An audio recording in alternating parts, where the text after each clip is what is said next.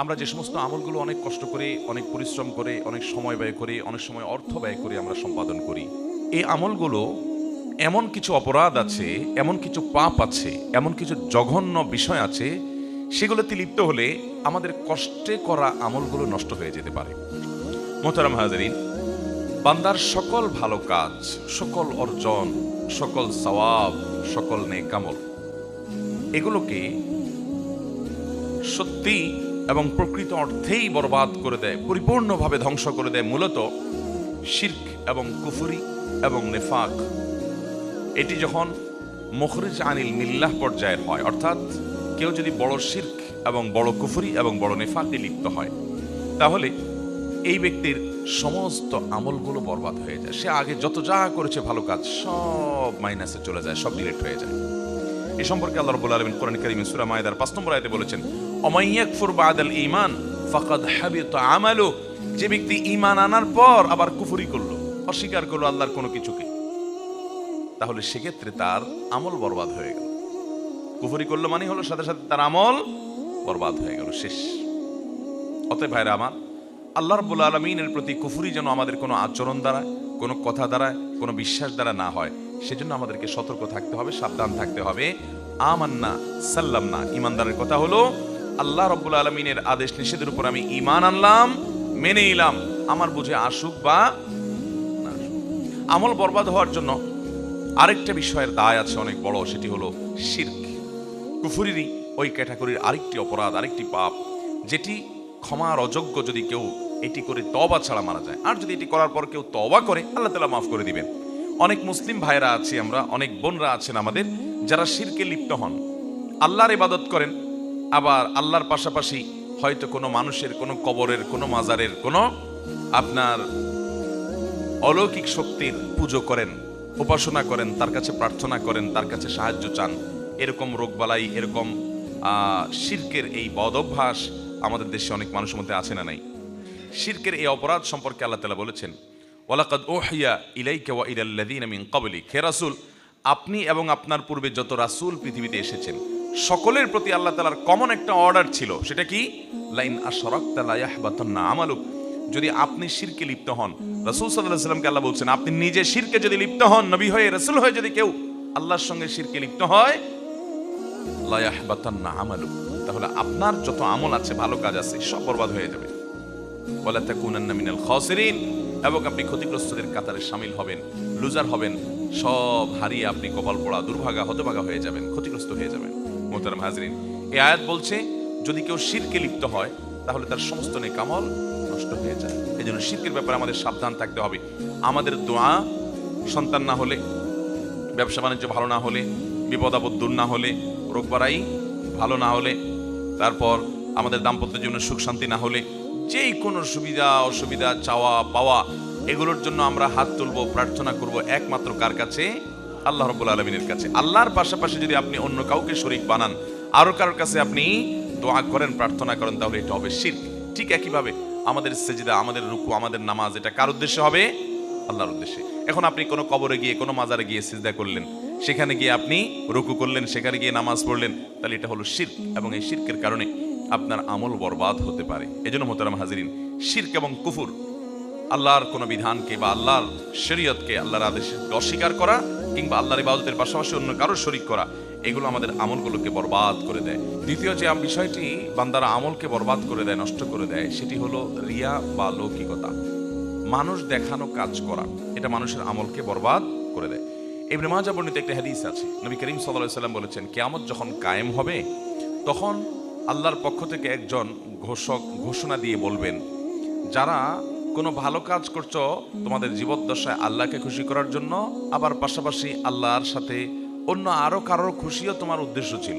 দুনিয়াতে যদি কোনো ভালো কাজ করো, আল্লাহকে খুশি করার উদ্দেশ্য ছিল, সাথে একটু বান্দারা একটু দেখুক, বান্দারা একটু আমাকে ভালো বলুক, একটু বাহাবা দেখ, সবাই একটু জানুক, একটু ভাবসাব আসবে, এরকম অসৎ উদ্দেশ্য যাদের ছিল, আল্লাহর পক্ষ থেকে ঘোষক ঘোষণা দিয়ে বলবেন, তারা যেন তাদের সেই ভালো কাজের সওয়াবের আশা আল্লাহর কাছে না করে, ওইটা আল্লাহকে খুশি করার পাশাপাশি আর যাকে দেখানোর জন্য, যাকে খুশি করার জন্য, যার কাছে গল্প দেওয়ার জন্য করছিলা, তার কাছ থেকে গিয়ে বিনিময় নাও।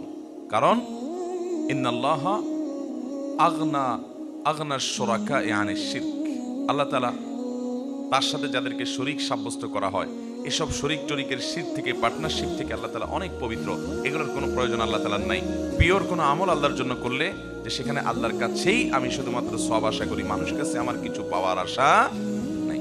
আজকাল আমাদের সোশ্যাল মিডিয়ার কারণে, ফেসবুক, ইউটিউব ইত্যাদির কারণে আল্লাহকে খুশি করার জন্য শুধুমাত্র আমল, এরকম আমল খুঁজে পাওয়া বড় কঠিন, বড় কঠিন।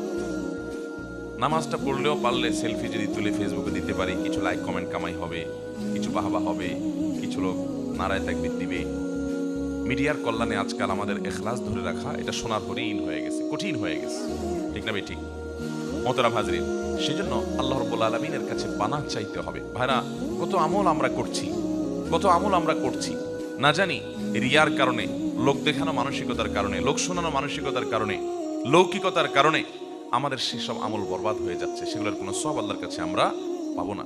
এজন্য একজন ইমানদার তিনি রিয়া থেকে নিজেকে বাঁচানোর জন্য আপ্রাণ চেষ্টা করবেন। বিশেষ করে আর্থিক ইবাদত, যে ইবাদতগুলো সওয়াব করার মতো, যেগুলো মানুষ দেখবে, দেখানো যায় মানুষকে, এই আমলগুলো মানুষকে দেখাদেখি করলে অনেক সময় নিজের মধ্যে ওই মানুষের কাছ থেকেও যে বাহবা পাবো এরকম একটা আশা, এক্সপেক্ট চলে আসে, ঠিক না বেটি? ওমরা যাব, হজে যাব, তো কিছু ছবি তুলে ফেসবুকে দিব, কিছু বন্ধু বান্ধব জানবে, তারা দোয়া চাইবে আমার কাছে, তারপর আমার কাছে তারা আমাকে বাহবা দিবে, এরকম আশা অনেক সময় থাকে। ভাইরা আমার, ইমানদার তার গুনাহ বা পাপগুলোকে যেরকম লুকানোর চেষ্টা করে, কেউ যেন না দেখে, কেউ যেন টেন না পায়, যেন চুপে চুপে মোবাইলে খারাপ জিনিস, হারাম জিনিস দেখে শুনে গুনাহকে লুকায় লুকায় করে, যাতে মানুষের কাছে সে ভালো থাকতে পারে, মানুষ যেন তাকে খারাপ মনে না করে। তো গুনাহ যেরকম মানুষ লুকানোর চেষ্টা করে, ইমানদার তার নেক আমলগুলোকেও এরকম লুকানোর চেষ্টা করবে, যে কেউ দেখার পর আমার ভিতরে ভাব চলে আসবে বা কাউকে দেখানোর উদ্দেশ্য আমার মনের মধ্যে আসবে, তাহলে তো আমল বরবাদ হয়ে যেতে পারে, এটা কোনো সব আমার কাছে নাও পাইতে পারি। এই জন্য ওই আমলটাকে সেভ করার জন্য, এটাকে নিরাপদ করার জন্য সে লুকাবার চেষ্টা করবে। গল্প দিয়ে বেড়াবে না, গল্প দিয়ে বেড়াবে না, তার অনেক কাজ থাকবে কিন্তু মানুষ জানবে না। আর অনেক মানুষ আছে দেখবেন যে যদি সারা বছরে একদিনও তাহাজ্জুদ পড়ার তৌফিক নসিব হয়, ভোর রাতে উঠে, মাশাআল্লাহ, তার সারা দিনের গল্পের মধ্যে, কথাবার্তার মধ্যে, আলাপচারিতার মধ্যে, কনভারসেশনের মধ্যে কোনো না কোনো ভাবে ওই বিষয়টা চলে আসেই আসে, ঠিক না ঠিক? আল্লাহ হজে 2 বার নিয়েছে, এই কথাটা বন্ধু মহলে ডাইরেক্ট কিভাবে বলি, ঘুরায় ফিরায় ছেলে মেয়েকে, নাতি নাতনিকে ডেকে দিয়ে, আমার দ্বিতীয় হজ থেকে আনা যায় নামাজটা নিয়ে আসো তো, দ্বিতীয় হজ থেকে আনা যায় নামাজ। এর মানে হলো, আশেপাশে যারা আছেন শুনতেছেন, আপনারা শুনে রাখেন, আমি কিন্তু হজ 2 বার করছি, অতএব দ্বিতীয় হজ থেকে আনা যায় নামাজ আনতে বলছি। এরকম নানান ভাবে মানুষ কৌশলে নিজের বাকাওয়াতি জাহির করার চেষ্টা করে, কি করে না? একজন সৎ ইমানদার বান্দা তার কোনো আমলকে প্রকাশ করার চেষ্টা করবেন না, মানুষের কাছে বাহবা পাওয়ার সন্দেহ করার চেষ্টা করবে না। আমলকে শেষ করে দেয়, আমলকে নষ্ট করে দেয়, বরবাদ করে দেয়। যে গুনাহ এবং অপরাধ যে বিষয়, সেগুলোর মধ্যে থেকে একটি হলো হাসাদ বা হিংসা। অন্যের ভালো দেখতে পারেন না, কারোর সাথে আপনার কম্পিটিশন আছে, ওর ভালো দেখলে আপনার জ্বলে। এই রোগটা আমাদের মধ্যে আছে না নাই? ইমানদারের কলিজাটা হতে হবে ফ্রেশ। আমি কারোর ক্ষতি বা অকল্যাণ চাইবো না, সবার ভালো আশা করবো। আল্লাহ অমুকে, আমার সাথে হয়তো তার কোনো কারণে একটু বাদাবাদি আছে, একটু আমার সাথে তার কোনো কারণে হয়তো সে আমার সাথে শত্রুতা করে, হয়তো আছে কোনো কারণে কম্পিটিশন বা অন্য কিছু, তারপরও দিন শেষে আমি একজন মুসলমান হিসেবে কারোর ক্ষতি চাইবো না। আল্লাহ তাকেও ভালো দেখুক, তারও রোগ বেলায় না হোক, তার ছেলেটা ভালো রেজাল্ট করুক, তার রুটি রুজি ভালো আসুক, তার ব্যবসাটা ভালো হোক, সে সাকসেস হোক, তাতে আমার কোনো সমস্যা তো নাই। কারণ যে আল্লাহ তাকে দিচ্ছে, তাকে দেওয়ার কারণে কি আল্লাহর অভাব হবে, আমাকে দিতে অসুবিধা হবে এরকম? তো এরকম যদি না হয় তাহলে আমার অসুবিধার কথা। আল্লাহ তাকে দিচ্ছে, আরো দেখ, আমার কোনো কষ্ট নাই। আমার হয়তো আল্লাহর কাছে চাওয়া হবে, আল্লাহ আপনি তাকে দিয়েছেন, ভালো কথা, আমাকেও দেন। আপনি তাকে দিতে পারেন তো আমাকে আপনি দিতে পারেন, আমাকেও দিয়েন আল্লাহ। তাকে দেন, আমার দুঃখ নেই, আরো দেন, আমাকেও দিয়েন আল্লাহ। এই হলো ইমানদারের মেন্টালিটি, এরকম থাকতে হবে। আর যদি আপনার মনে হয় আল্লাহ আমাকে দেওয়ার না দাও, পরে দিও না, আছে না না এগুলা, আমার ছেলেটা পাশ করুক আর না করুক, ওর ছেলে জিপিএ 5 পাইছে, এটা আমি শুনতে চাই না, ঠিক না? আমার দোকানে কাস্টমার ঢুকুক আর না ঢুকুক, ওর দোকানে কাস্টমার ঢুকবে আর ব্যাগ ভর্তি জিনিস নিয়ে বাইরে, এইটা আমি সহ্য করতে পারবো। এটারে বলে হিংসা, এটারে বলে কি? অন্তরে জ্বালা পোড়া করে। কারোর ভালো দেখলে অন্তরে চিনচিন করে জ্বলে কিনা খেয়াল করবেন। এটা হলো হিংসা মাপার মিটার। যদি জ্বলে তাহলে বুঝবেন এই রোগটা আপনার মধ্যে আছে। ভাইরা আমার, হতে পারে দুনিয়াতে চলতে গেলে কেউ আপনার সাথে শত্রুতা করতেছে, শত্রু আপনার শত্রুর জায়গায় আছে হোক, তাই বলে আপনি তার ক্ষতি কামনা করবেন, তার ভালো আশা করবেন। আচ্ছা, তাকে যে ভালো জিনিসটা দিয়েছেন, এটা কে দিয়েছেন? তা সেটা দেওয়ার কারণে যদি আপনার মনের মধ্যে কষ্ট হয়, তাহলে আল্লাহর দেওয়ার ব্যাপারে, আল্লাহর দানের ব্যাপারে আপনি এক ধরনের অভিযোগ তুললেন, ঠিক না? যে আল্লাহ তাকে দিয়েছে, আপনি সেটা নিয়ে আপত্তি করছেন, মানে আল্লাহর সাথে আপনি পাল্লা দিচ্ছেন, তাহলে তো গোল্লা যাওয়া লাগবে। আল্লাহ যেটা তাকে দিয়েছে, আমার এখানে কোনো সে নাই, আল্লাহ আরো দেখ, এগুলো ইমানদারের চাওয়া।